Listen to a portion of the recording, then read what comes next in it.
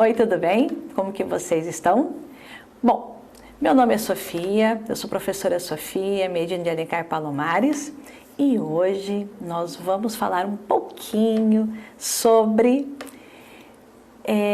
linguagem, comunicação, sobre textos, contextos. Nós vamos falar um pouquinho de cada coisa que vocês têm no material de vocês. Todo esse material que está nesse slide, esse conteúdo foi retirado, tá? Da apostila de vocês, tá certo? Muito bem, então nós vamos começar aqui falando sobre linguagem, certo? O que seria essa linguagem? Então, nós sabemos que é um processo de comunicação e essa comunicação, ela é feita, tá? Entre falantes, exatamente. Eu estou aqui falando com vocês, eu estou aqui desse lado, né? E nós estamos usando um canal, exatamente. E simplesmente nós temos aqui um emissor, vocês são os destinatários, Então, nós vamos falar o seguinte. Eu sou o emissor que emite a mensagem. Então, o que seria isso? O emissor é aquele a quem a mensagem é destinada. Ou seja, o receptor ou o destinatário. Então, nós vamos ver o seguinte. Quando nós estamos aqui nesse processo de comunicação, nós temos que entender que nós moramos em um país muito, muito grande e que nós temos uma variação linguística. O que seria isso, a variação linguística? Nós temos vários dialetos, exatamente. Vocês que moram aí no interior, vocês têm aí pessoas que vieram de várias localidades do Brasil. Então, nós temos aqui pessoas que vieram de outras localidades, nós temos os dialetos. Mas, além disso, nós temos também, nessa variação linguística, tá? Elas sofrem alguns fatores. Que seriam isso? Quais são os fatores que sofrem? São os fatores da classe social, da faixa etária, do sexo, o grau de escolaridade, tá? Então, vocês percebem, eu até coloquei aqui nessa tirinha aqui, eu falo fluentemente o espanhol, francês, russo, italiano e alemão. E a pessoa perguntou para a moça, e o português? Aí varia. Muito bem. Então, nós percebemos que nós moramos em um país, falamos língua portuguesa, né? E nós percebemos que precisamos, professora, mas eu sou falante da língua portuguesa, preciso aprender português. Precisamos aprender em que sentido? Precisamos entender que a língua portuguesa, ele requer, existe uma distinção do que eu falo para o que eu escrevo. Então, há necessidade de aprender alguns fatores que nós chamamos de quê? Da classe, alguns fatores linguísticos, né? Que está na gramática. Mas antes disso, nós vamos falar dessa variação linguística aqui. Quando nós falamos desses gráficos que está no material de vocês, nós vamos falar desse regionalismo. E quem pontua muito bem isso é o Maurício de Souza. Maurício de Souza, quando ele escreveu ali aquele HQ, da História em Quadrinho do Chico Bento, ele mostra pra gente muito bem esse regionalismo, tá? O social. Nós percebemos que dentro da nossa sociedade existe essa adequação também, né? O profissional. Vocês vão ao médico. O médico, você chega e fala assim, doutor, eu estou com uma enxaqueca. Eu estou com uma dor de cabeça. Ele não vai falar dor de cabeça para nós. Ele vai falar que nós estamos com enxaqueca, cefaleia. Por quê? Porque isso é pertinente ao jargão, né? A profissão dele. Então, nós percebemos que cada profissão tem os seus jargões, tem as suas palavrinhas mágicas que nós falamos sobre isso. E vocês também, que estão fazendo técnico de transações imobiliárias, também possuem algumas palavras mágicas dentro da sua profissão, não é verdade? E nós também temos as situacionais. Que seria isso? Se o falante estiver com a família ou com amigos, ele vai falar assim, sua mãe vai perguntar, filho, filha, você está bem? Tô. Ah, quando eu faço a supressão de palavras, eu tô com a minha mãe, tô com o meu amigo, eu posso falar, tô. Mas se eu estiver com o meu cliente, eu não vou fazer a supressão desse verbo. Eu vou falar de uma maneira mais adequada com o meu cliente, não é verdade? Então, nós temos essa variação linguística aqui apresentada. Mas vamos estender um pouquinho mais sobre esse conhecimento. Quando ocorre a comunicação, essa ação envolve 6 elementos. O que seria isso? Nós temos aqui as funções dessa linguagem, e essas funções dessa linguagem, elas são pertinentes aos textos que envolvem a nossa sociedade. Como assim esses textos? Exatamente. Eu saio nas ruas, eu vejo vários textos, eu vejo os panfletos, eu vejo anúncios, cartas, ofícios, requerimentos, todos eles têm os seus objetivos, têm o porquê daquele texto.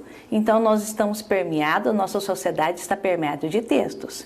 Então, nós temos que entender que esses textos têm o emissor, ele tem a mensagem, tem o receptor, ele tem o referente, ele tem o código e tem o canal. Nós falamos que nós estamos falando sobre um canal, né? Mas vamos entender um pouquinho mais sobre isso, tá certo? Quando eu falo sobre essas funções da linguagem, nós temos que entender que quando eu pego um texto, esse texto com essa função emotiva, e eu já vou apresentar para vocês o que seria esse tipo de texto, esse texto ele vai ter o predomínio, tá? Quando eu falo, existem vários textos, geralmente um texto predomina mais a função emotiva, outro predomina mais a função metalinguística e assim por diante. Quando eu pego um texto com a função emotiva, nós vamos perceber que existe uma subjetividade, um predomínio da primeira pessoa, essa visão mais intimista. O que seria uma uniteralidade? A uniteralidade seria a visão onde você está, da onde você se encontra, a única visão, a visão da onde eu estou, a minha visão da onde eu me encontro, certo? A preocupação com o eu, opiniões e relatos pessoais, ok? Então, eu vou colocar para vocês aqui um texto que é um poema feito por Fernando Pessoa. Eu acredito que vocês já ouviram lá falar sobre Fernando Pessoa, que é um poeta português, certo? E ele fala assim: não sou eu, que alma tenho. Quando fala com sinceridade, não sei com que sinceridade falo. Sou variamente o outro do que um e que não sei se existe, se é esses outros. Sinto crenças que eu não tenho. Envelam-me ânsias que repudio. A minha perpétua atenção sobre mim perpetuamente me aponta traições de alma, um caráter que talvez eu não tenha, nem julga que eu tenho. Sinto-me. Então vocês percebem que nesse poema, vocês percebem que existem aqui uma visão unilateral, a visão dele. Vocês perceberam que houve a presença do pronome eu, né? Eu. Os verbos estão na primeira pessoa do singular, sou eu, né? Então vocês percebem também a preocupação dele, né? Então, mas professora, essa visão aqui pode ter, o texto pode ser uma poesia? Pode, tá? Eu vou apresentar aqui um outro texto em que também tem aqui uma função emotiva. Aqui eu tenho um texto, antes eu odiava que esse texto aqui é uma história, um quadrinho, tá? Antes eu odiava ser eu, depois eu me acostumei a ser eu. Hoje eu simplesmente adoro ser eu. Então vocês percebem que esses dois textos apresentados para vocês, existe o predomínio do eu. Existe uma visão intimista, existe o predomínio da primeira pessoa, o pronome, o verbo, tá? Então, o ênfase está no emissor, está em quem fala, ok? Então, vamos continuar aqui. O segundo é ênfase no referente, no referencial, tá? Quando fala no referente, é o assunto. É o que vocês vão estar mais atentos, é o que vocês vão trabalhar, são os textos que vão estar mais pertinentes a vocês. Função referencial é a função informativa, são textos informativos, tá? Ele é são textos objetivos, ênfase na informação, no conhecimento, no esclarecimento. A linguagem é denotativa, eu quero falar, a linguagem denotativa, conotativa, eu vou abordar um pouquinho mais para frente, tá certo? Então eu quero falar para vocês que a visão, ela é universal, tá? Outra coisa também, que os textos serão escritos, os verbos serão na terceira pessoa, os pronomes também serão na terceira pessoa, a preferência serão escritos na terceira pessoa. Então, vocês percebem aqui que eu peguei a capa de uma revista, tá? Então, a economia da maior cidade do interior de Mato Grossense, a Tribuna Mato Grosso, mercado imobiliário e construção. Então, nessa capa aqui, vocês percebem que o assunto está voltado para o assunto. Qual é o assunto? O mercado imobiliário. Vocês perceberam? Então, vocês percebem que aqui o assunto está na terceira pessoa, ok? Então, a linguagem ela é universal. Nós estamos falando de algo que está acontecendo em Mato Grosso, está acontecendo em São Paulo, está acontecendo no Brasil todo, está acontecendo no mundo todo, ok? Eu vou colocar para vocês também um texto jornalístico, tá? Que é um texto jornalístico. Os Correios fazem no feirão para venda de imóveis. Vocês percebem aqui que desde setembro de 2022, 52 imóveis da estatal foram vendidos. Existe aqui verbos na terceira pessoa. Nos próximos dias, o feirão dos Correios vai vender imóveis da estatal. Então, o que eu quero colocar para vocês? Que essa função, ela está baseada no referente ao assunto, ela é uma linguagem objetiva e ela dá ênfase na informação. Até aí tudo bem, ok? Muito bem. Agora, nós vamos ver a ênfase no receptor. O receptor, nesse momento, são vocês. Tá certo? O receptor, a função é conativa. Quando nós estamos conativa, apelativa, quando estamos na frente da televisão ou estamos no nosso carro, chegam aqueles panfletinhos, ou nós estamos nas ruas, vou ver um outdoor, nós vimos o seguinte, chegam para nós várias anúncios, propagandas, né? O que elas fazem conosco? Apelam. Elas fazem com que a gente compre, né? Ou ela quer vender uma ideia para nós. Muito bem, então isso aqui é ênfase no receptor. Ela é uma função conativa. Eu quero que vocês entendam que eu estou falando conativa, não é conotativa, não, é conativa. Tudo bem? Então o que eles querem fazer conosco?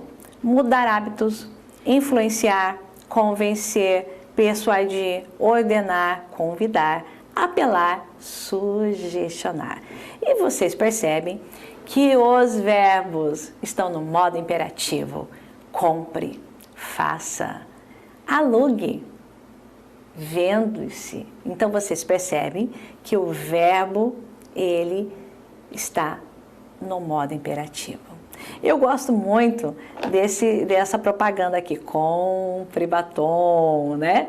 Ai, quando eu vi essa propaganda, eu nem sei se eu gosto muito desse chocolate, mas eu gostava muito dessa propaganda aqui. E aí nós temos várias e várias propagandas, eu coloquei algumas para vocês virem aqui, ok? Bom, agora nós temos uma outra que é ênfase no código. O que seria esse código? Nós temos aqui um dicionário, né? Ah, mas é só no dicionário que eu tenho esse código? Não. O código seria o seguinte, quando eu abordo o próprio código. Quando eu assisto um filme, que esse filme fala sobre cinema. É uma função metalinguística. Aqui nós temos Comédia Romântica de Gael Arraes. Você percebe que aqui eu tenho uma função metalinguística. Porque esse filme, ele fala sobre o cinema, falando do próprio cinema. Quando a Mafalda, ela dá um livro para a mãe, essa tirinha aqui, ela também é uma função metalinguística, né? Felicidades, mamãe. Ó, um livro, obrigada, Mafalda. É uma função metalinguística.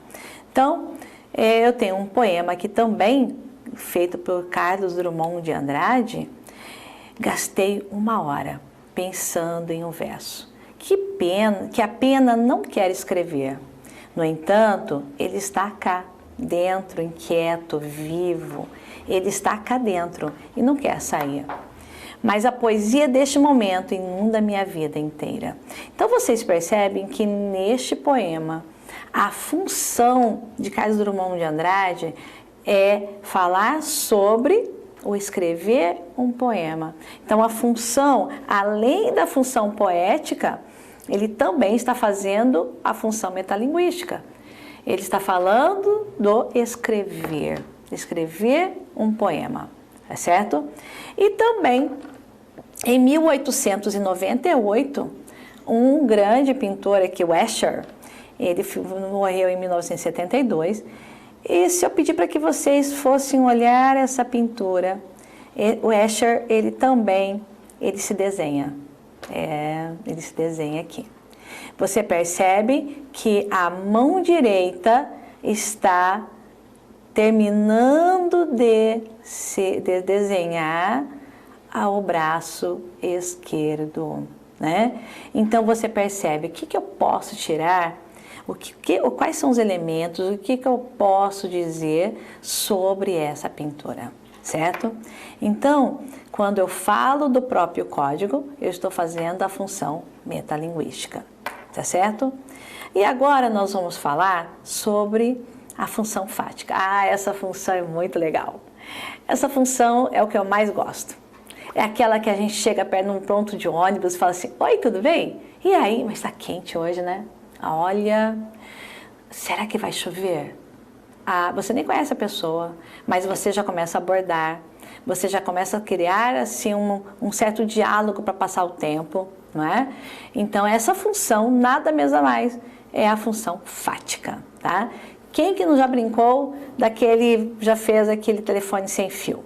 Ah, eu já fiz isso.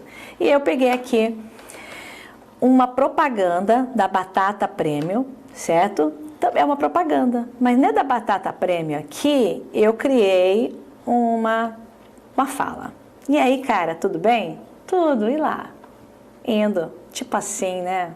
Pô, e a meninada? Sei lá, vai. Quantas e quantas vezes nós já fizemos essa linguagem fática, certo? Para que a gente passasse o tempo em algum momento, numa festa, nós nem conhecemos a pessoa, a gente já, né, começamos a fazer essa abordagem, certo? E aí nós temos aqui a função, uma linguagem poética. A linguagem poética, a preocupação é com a estética, repleta de figuras de linguagem, figuras sonoras, né? Ela tem metáforas, tem metonímia, tem personificação, tem aliteração, tem vários tipos de figuras de sons, né, visuais. E o que ela provoca? Ela provoca impacto, né, emotivo. E ela pode agir conjuntamente com outras, né, em quase todas as outras funções. E aí eu coloquei aqui para vocês aquele abraço, né? Eu vi muito isso nesses 2 anos de pandemia, nas redes sociais. Eu peguei isso numa das redes sociais, em que a pessoa chegou, o livro abraçando a pessoa. Né? As pessoas falaram assim, eu não posso abraçar você, mas eu vou te mandar um abraço. E aqui, Marcelo Moura, esse aqui é um texto concreto, uma poesia concreta, tá? Então, também é uma linguagem poética, certo? E nós vamos falar agora dessa comunicação. Essa comunicação, falando dessas figuras, dessa função da linguagem, nós percebemos que ela tem que ser o quê? Ela tem que ser clara, objetiva, ela tem que ser concisa. Ainda mais no mercado de trabalho, nós temos que enxugar a nossa linguagem, ser objetivo, ser claro. Mas como que a nossa linguagem, ela pode ser clara, né? Ela pode ser eficaz, porque eu não vou só falar, eu também tenho que escrever. Eu preciso escrever os meus textos. O que eu preciso para escrever os meus textos, certo? Porque se eu escrever os meus textos, se eu coloco uma vírgula no lugar errado, eu posso criar uma ambiguidade. Se eu coloco um pronome no lugar errado, eu posso criar uma ambiguidade. Então, eu tenho que tomar muito cuidado com isso, certo? O uso indevido, eu preciso tomar muito cuidado.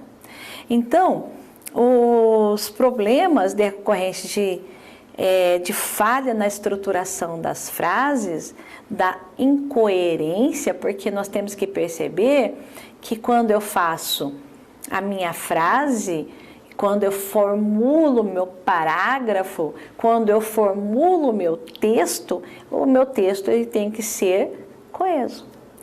O que é essa coesão? Porque, professor, eu coloquei o meu texto, eu tenho tudo organizado, na minha cabeça está tudo certo.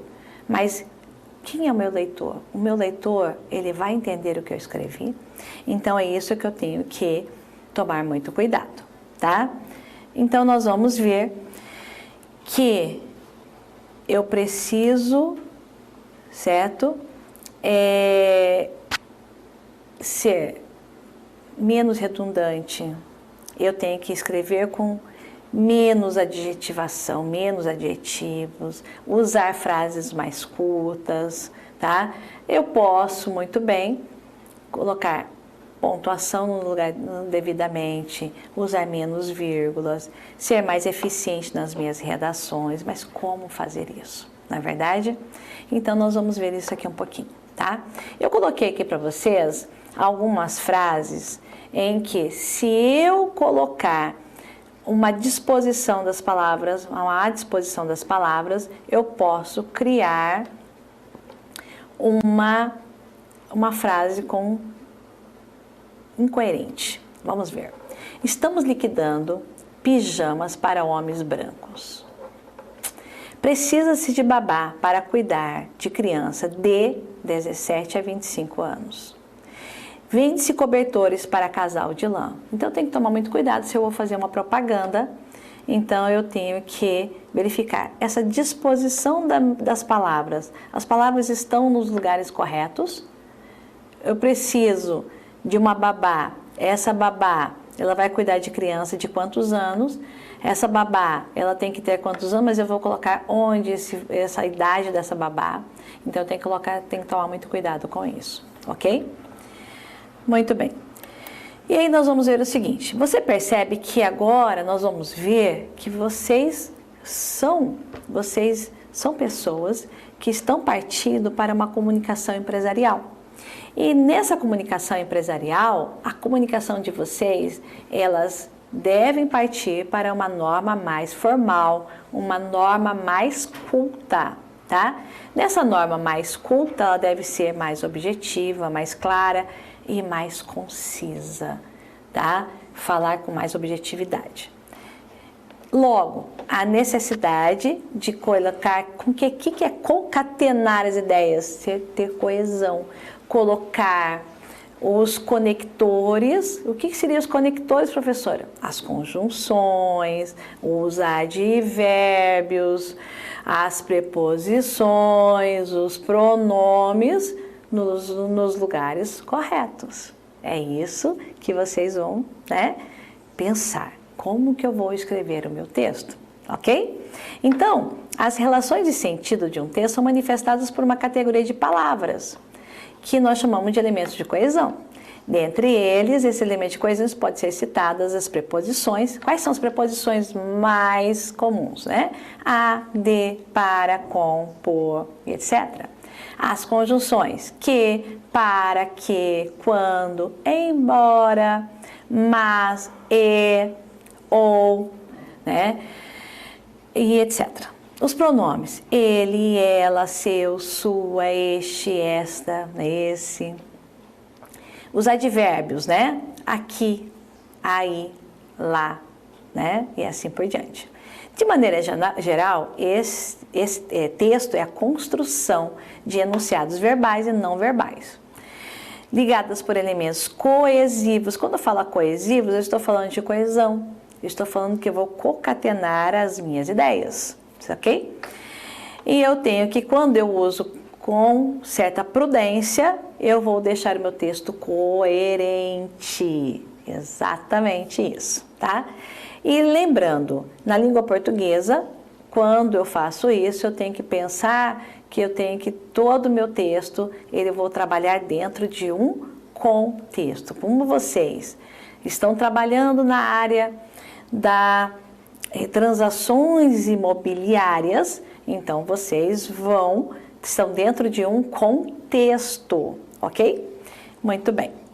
Agora nós vamos ver o seguinte: os elementos microestruturais são elementos gramaticais responsáveis pelo elemento do texto, conhecidos como os conectivos, certo? E para que esse texto seja coerente de acordo com o contexto apresentado, deve estar corretamente ligado. Então vamos ver aqui o seguinte: às vezes eu escrevo um texto, eu só coloco ponto, eu não vou ter elementos coesivos, que são as conjunções, que são os pronomes. Às vezes eu não tenho, eu só tenho ponto, como eu vou apresentar para vocês aqui, tá? Aqui eu tenho: acordou, ponto. Levantou-se, aprontou-se, lavou-se, barbeou-se, enxugou-se, perfumou-se, lanchou, escovou, abraçou, beijou, saiu, entrou, cumprimentou. Então você percebe que esse texto, ele foi escrito e foi colocado pontuação. Não houve conectores, houve pontuações. Mas você entendeu que essa pessoa é um homem, porque ele barbeou, e você percebe que todas as ações feitas por ele, desde quando ele levantou da cama e o que ele fez durante o dia. Muito bem. Agora vocês vão perceber em um texto em que há conectores, mas nós vamos perceber se há coerência ou não, se ficou coerente ou não. Vamos observar aqui. As janelas, casa, foram pintadas de azul. Mas, esse mas aqui é uma conjunção, tá? Os pedreiros estão almoçando. Ponto. Ele fez uma frase, ele fez um período, mas nesse período você percebe que está incoerente, né? Outro período. A água da piscina parece limpa. Entretanto, ele colocou uma outra conjunção. Foi tratada com cloro. Peraí. Parece limpa. Entretanto, é uma conjunção aqui de adversativa, de oposição. Então, está incoerente também, né? Incoerente por quê? Incoerente se ela está limpa, né? Qual outra conjunção que eu colocaria ali? Certo? A vista que tenho da casa é muito agradável. Então, você percebe que mesmo colocando as conjunções aqui, esse texto está incoerente. Não tem coerência, ok? Então, nós temos que entender que quando eu escrevo, eu tenho que verificar, existe coerência? O meu texto está coerente? Se o outro for ler, ele vai entender? Porque eu escrevo para que o outro leia. É isso que eu tenho que colocar na minha cabeça, tá? O outro vai ser o leitor do meu texto. Em texto, nós temos que entender que há parágrafos, mas o que seriam esses parágrafos? Nós temos que entender que parágrafo, ele é uma unidade redacional e o que ele serve? Serve para dividir o texto em partes menores e tendo em vista os diversos enfoques. Quando se muda o parágrafo, não se muda o assunto, porque eu tenho que, o assunto é o mesmo, a rigor deve ser o mesmo. O parágrafo apresenta partes bem distintas, dentre elas a mais importante é o tópico frasal. O que seria esse tópico frasal? O núcleo. Nós temos que entender que dentro do parágrafo ele tem uma ideia central, certo? Para depois ele estabelece uma relação clara entre a ideia principal e a secundária. Quando o texto é redigido de modo claro, coerente e objetivo, a margem de erros gramaticais é mínima, não comprometendo a eficácia da redação, tá certo?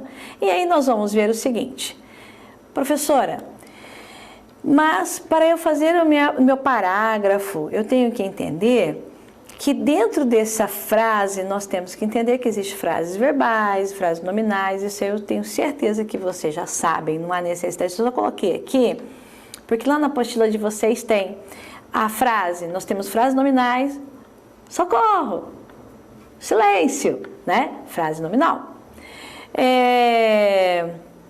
Quando eu coloco aqui, estou assistindo a aula, vocês percebem que aqui eu estou fazendo uma frase verbal. Quando a frase verbal, eu tenho sujeito e tenho predicado. Isso é muito importante que eu saiba.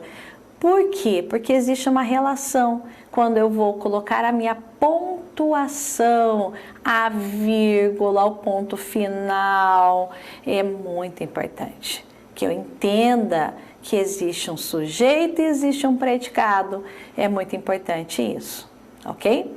Então, eu vou colocar para vocês aqui, tá? E eu vou abordar um pouquinho mais tarde, na hora que eu for falar sobre,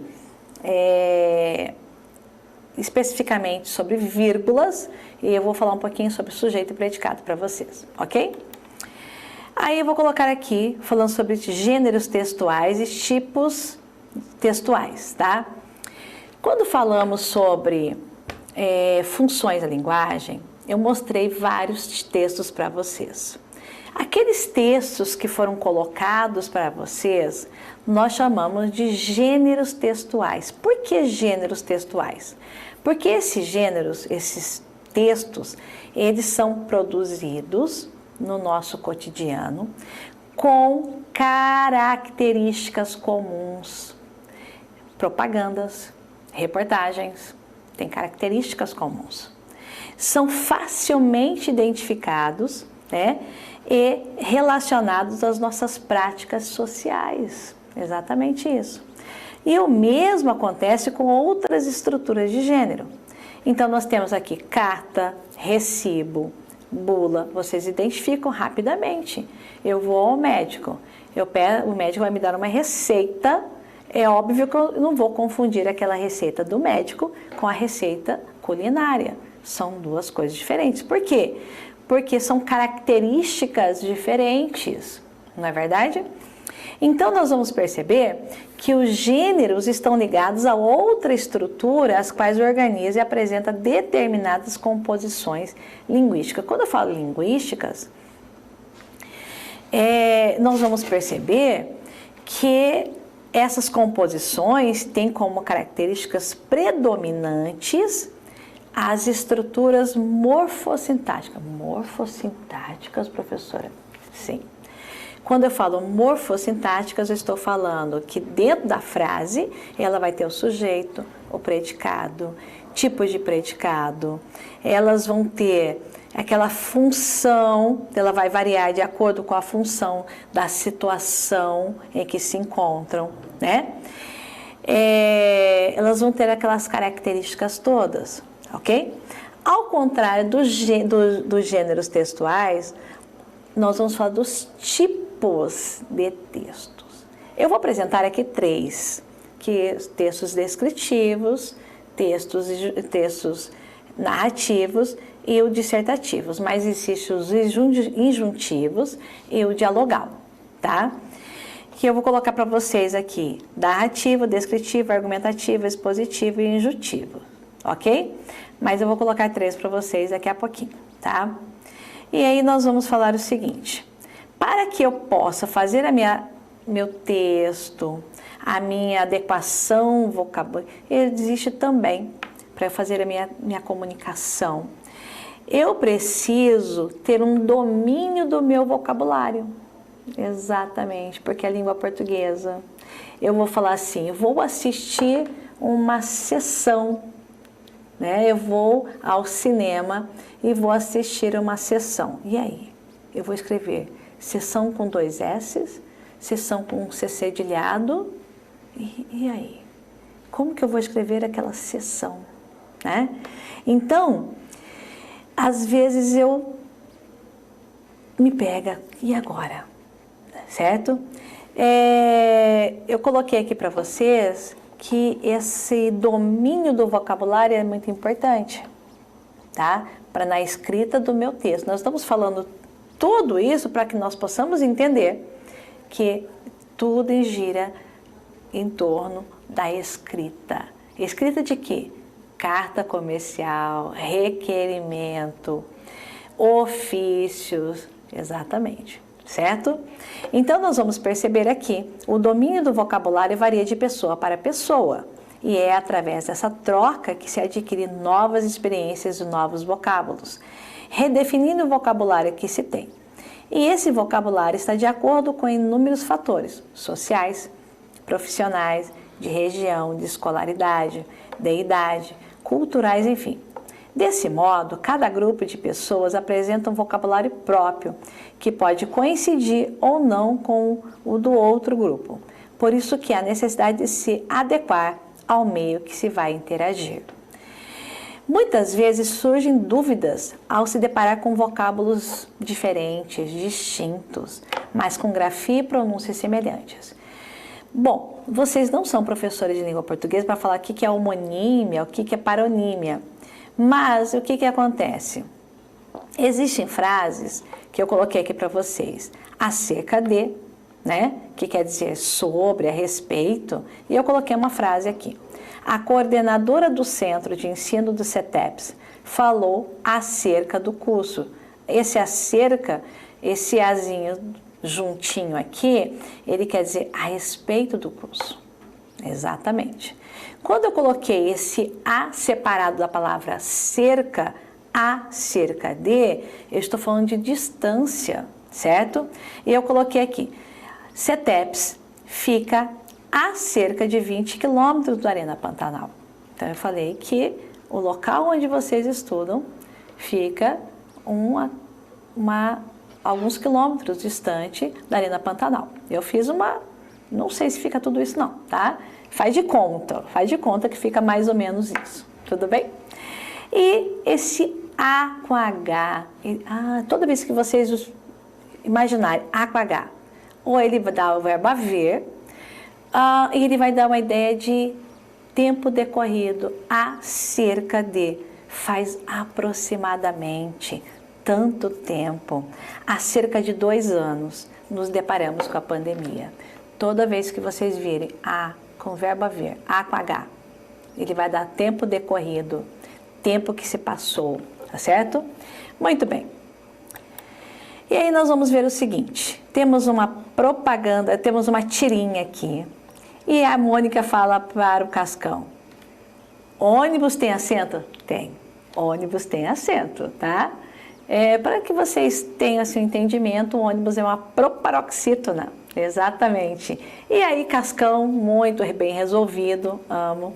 Ele disse, olhando para um ônibus, depende da hora que você toma, né? O ônibus estava super lotado. Então, vocês percebem que a palavra assento, ele tem dois sentidos, mas ele também tem grafia diferente, certo? Então, vocês percebem que há necessidade de eu saber se é uma paronímia, há necessidade de eu saber se é uma homonímia? Não há necessidade. Eu tenho que saber o quê? Escrever, saber que esse acento escrito com C, ele se refere a acento ou agudo ou circunflexo. O acento com dois S é o sentar. Estou sentada em uma cadeira e vocês vão sentar também para me ouvir, ok? Muito bem. E aí nós temos outros aqui, senso, que é o alistamento, senso com S, que é entendimento, juízo, tino, é o que vocês estão tendo, é o que nós estamos tendo aqui em estudar, né?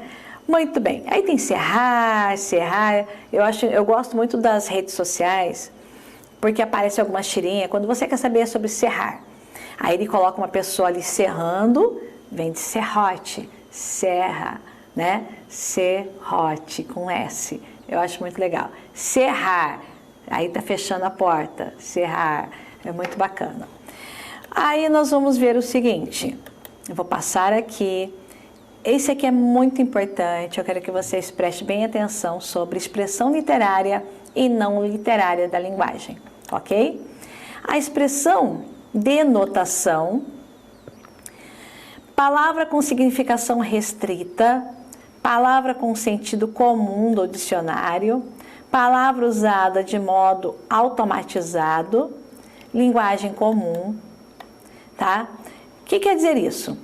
Essa denotação são os textos que vocês vão escrever. Vocês vão escrever uma carta, vocês vão escrever uma carta comercial, vocês vão usar uma linguagem não literária, não literária. Vocês estão lendo uma notícia, vocês estão lendo uma reportagem, vocês estão vendo uma linguagem não literária. Exatamente isso. Pegaram a visão aí?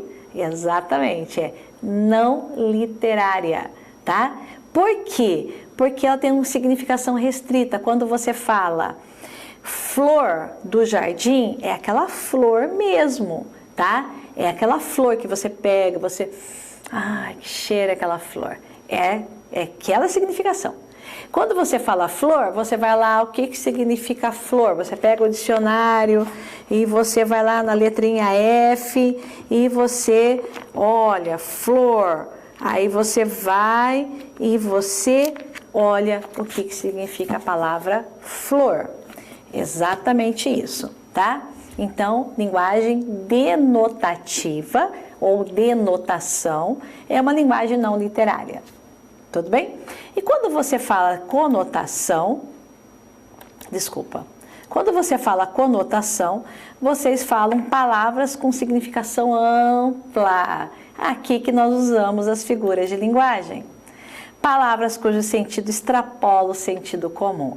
O que é isso? Vamos lá?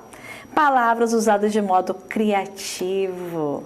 Linguagem rica e expressiva. O que quer dizer isso? Quer dizer o seguinte, quando eu vou no Dia das Mães e você chega e fala assim, mãe, você é uma linda flor que mora no jardim do meu coração.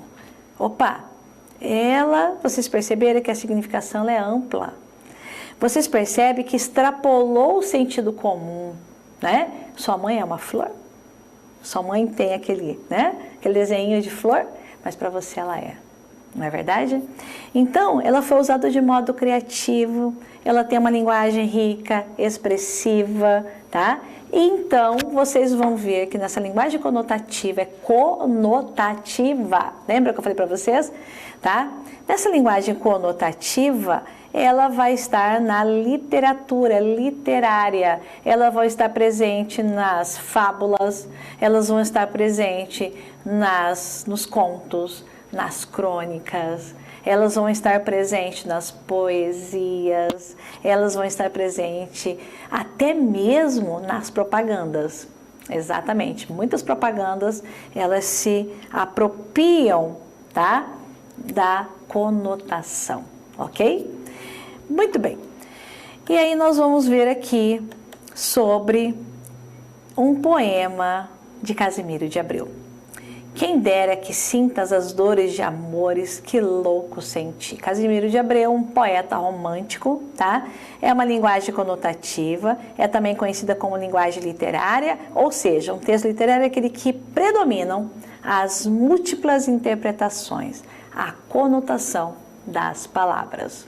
Tudo bem? Ficou claro? Ficou claro? Ok.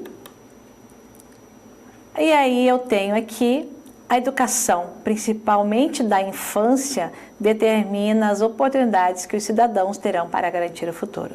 Aqui não tem uma linguagem literária, aqui não tem uma linguagem conotativa, aqui tem uma linguagem objetiva, denotativa. Então essa linguagem, ela é clara, objetiva, denotativa, tá?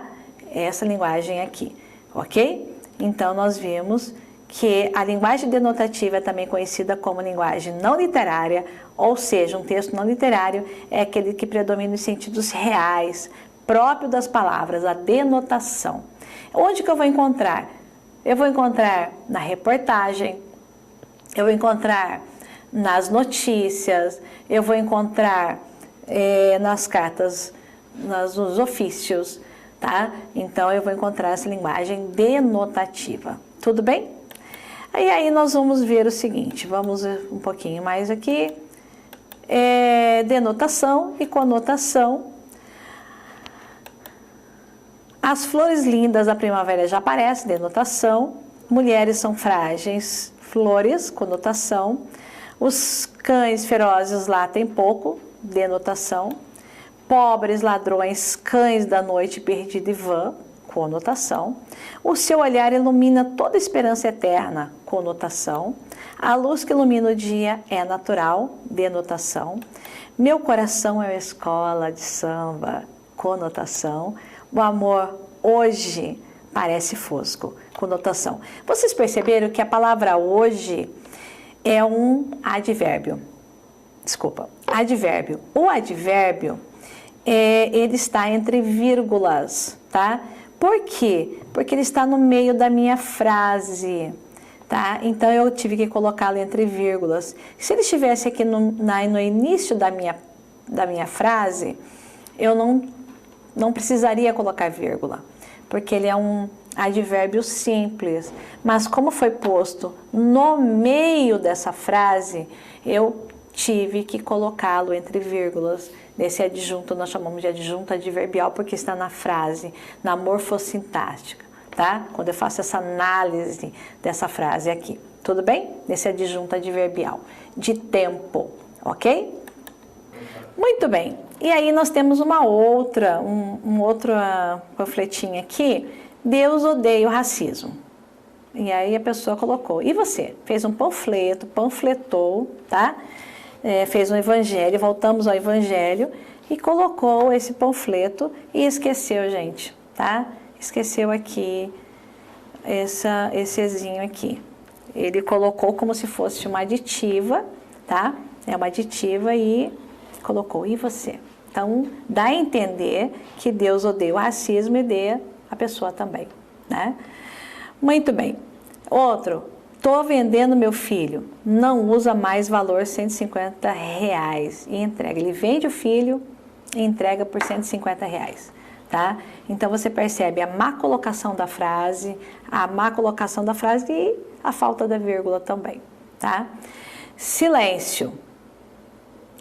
Como ele não colocou nenhuma pontuação aqui, o silêncio estava gravando, tá? Silêncio gravando, não entre sem ser convidado, certo? Então, vocês percebem o quanto a vírgula faz falta, ok?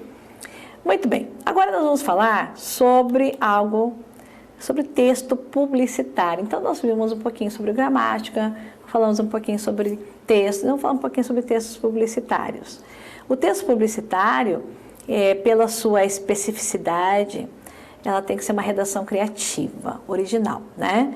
E nas funções da linguagem foi vista que a função ela é conativa, ela é apelativa, eu já falei isso para vocês, lembram?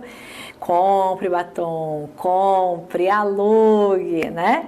O texto publicitário não utiliza somente essa função, mas também a função fática, a função poética, a função expressiva, jogando com as emoções, com os anseios, com certeza, né?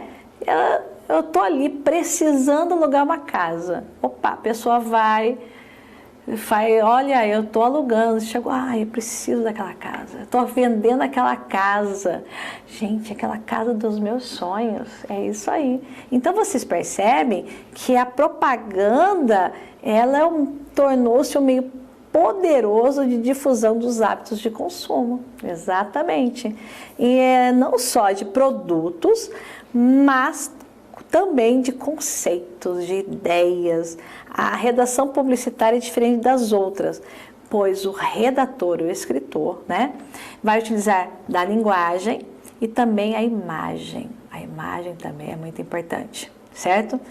De forma criativa, com os vários níveis de linguagem, para atingir determinado público. Nós temos que entender quem é o nosso público. É isso que nós temos que entender. Quem é o meu público? Porque qual é o público que eu devo alcançar? É isso que nós temos que ter em mente, não é verdade? Então, obedecendo basicamente 4 regras: atenção, informação, desejo e apelo. Exatamente. O texto procura chamar a atenção, fazer-se notar. Olha que bacana, isso aqui é muito importante. O texto procura chamar a atenção, fazer-se notar, tornar-se óbvio, claro, mas também, esse mas também é uma aditiva, tá? Adiciona uma nova informação. Informa o leitor, espectador, o ouvinte sobre as qualidades do produto anunciado, despertando a motivação, o desejo para a compra do produto anunciado e, finalmente, faz um apelo para que o comprador em potencial adquira aquele produto. A publicidade ainda explora o uso de expressões da língua falada, objetivando criar uma atmosfera de intimidade com o leitor. Por isso que usa muito o pronome de tratamento você. Exatamente, porque ele quer ter aquela intimidade, né, com a pessoa que ele quer alcançar, né, com o público que ele quer alcançar, não é verdade? Muito bem. E aí nós temos a organização, nós vamos ver aqui a organização de um texto técnico, porque você vai fazer um texto, uma publicidade, mas além desse texto publicitário, você também vai fazer outros tipos de texto, né? Porque nós entendemos que a redação técnica de texto que se destina a informações sobre o uso de alguma norma, alguma instrução, a redação técnica se divide em oficial, comercial e científica. A redação oficial se refere às comunicações oficiais emanadas do poder público, que são ofício, exposição de motivos, o ofício ou memorando, e a redação comercial é utilizada no comércio e na indústria, tá? Que são as cartas comerciais, os memorandos, circulares. E na redação científica, ela se inclui nas dissertações, nos ensaios, nas monografias, nos relatórios, nos manuais de instrução, nas descrições, nas narrações técnicas, propriamente dita, nas teses. E já o termo redação empresarial é utilizado para designar a reunião das áreas comercial e bancária. Então, nós vamos ver aqui a estrutura e estilo dos textos técnicos. Então, o que eles apresentam? Algumas características, tá? Eles vão ser um texto impessoal, não pode ter ambiguidade, duplicidade de interpretação. Por quê? Porque não pode incorrer uma má interpretação de quem vai ler o nosso texto, não é verdade? O uso tem que ser uso do padrão formal, culto da linguagem, passível de um bom entendimento, evitando vocábulos de uso restrito como gíria, jargão, formalidade e padronização, possibilitando uma uniformização dos textos, a concisão para excluir do texto os excessos linguísticos, porque se você usa muito de, fica muito ruim o texto. A quanto à forma, as partes que compõem o texto, ela é praticamente a mesma em diversos tipos de textos técnicos. Como exemplo, a seguir que compõe a carta empresarial, utilizáveis em qualquer tipo de carta técnica. Nós vamos ver aqui, tá? Nós vamos ver algumas que, na maioria, seguem as mesmas. O que segue? Dentro de um texto técnico vai ter o quê? Vai ter o timbre, né? Vai ter um timbre, deve constar a parte superior do documento, da comunicação, para que você identifique de onde que está saindo aquele documento. Então vai ter o timbre. Vai ter ali o índice, o número do ofício, vai ter ali dentro da apostila de vocês, eles falam que tem que ter 2,5 centímetros da margem esquerda, depois vocês vão olhar direitinho. O local, a data, tanto no ofício quanto na carta deve ser alinhado ao índice número ao lado direito, devendo conter local, dia, mês e ano da sua expedição. Referência ou ementa. No ofício deve ser alinhada a 2,5, então tem todo especificado. Vocativo, prezado senhor, né? E assim por diante. Deve ser colocado a 5 centímetros, tem tudo de acordo com a BNT. De acordo com a BNT, tá? E também, o texto, tanto no ofício quanto na carta, inicia-se com parágrafo, a 5 centímetros do vocativo, sendo o objeto do documento. O fecho, que nós chamamos assim de terminação, né? O fecho, em caso do ofício ou carta, não é numerado, é alinhado ao parágrafo, ficando os espaços duplo. Então, isso aí todinho é de acordo com a BNT. Mas vocês percebem que daí depois vem a assinatura, depois vem os anexos, se houver necessidade. Vem o endereçamento, tá? Na carta também chamado de endereçamento interno, junto a posto à margem, vem as iniciais do redator ou do digitador e também vem o transporte da mensagem. Então, isso que eu estou colocando para vocês é o que está na carta ou nos ofícios. Vocês percebem que quando eu tenho tudo isso, timbre, índice, local, mas o que eu vou escrever? Aí depende de vocês. O que eu vou escrever é o que vocês querem colocar no seu texto. Para quem você está escrevendo, né? E eu olhar, lembrando sempre, quem é o meu público-alvo? O que eu vou escrever? E tentar ser o mais objetivo possível, tá certo? Então, nós vamos ficar aqui. Foi um grande abraço para vocês e até mais. Muito obrigada.